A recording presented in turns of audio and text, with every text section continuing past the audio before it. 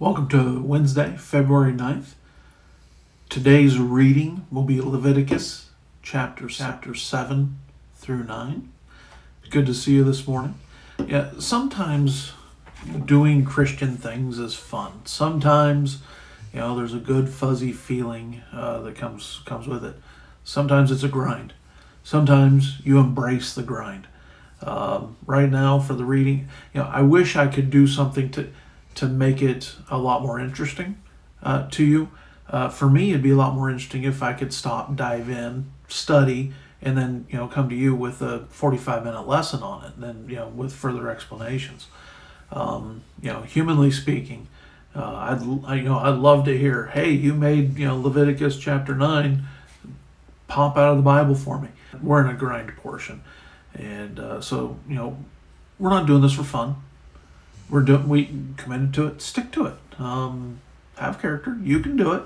It's only 3 chapters a day. It's only 5-10 minutes of your day, and then maybe a couple minutes watching a video. So I know this reading isn't fun right now, but stick to it. You can do it. We see here in chapter 7 that some of these offerings are sustenance for the priest, and then there's even portions of the meat that says where they're supposed to go.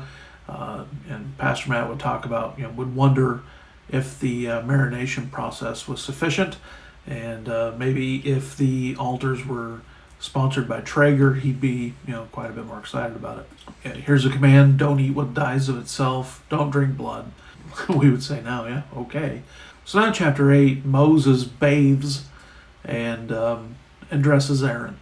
Now again, we're not talking, I don't believe that Moses is out there giving him a sponge bath. Everybody's gathering around and Aaron's out there stark naked.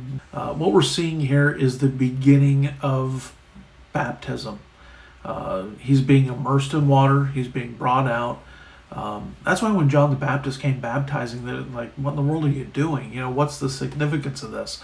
They knew what baptism was, but they were wondering, why is John doing it? Notice in chapter 9 that Aaron's first sacrifice was for himself. Just as Jesus, after he bore the sins of the world upon himself on the cross, when he went back to heaven, he offered first for himself, not because of any sin he had committed, because he had taken on sin for us. Corinthians tells us, for he hath made him to be sin for us who knew no sin, that we might be made the righteousness of God in him.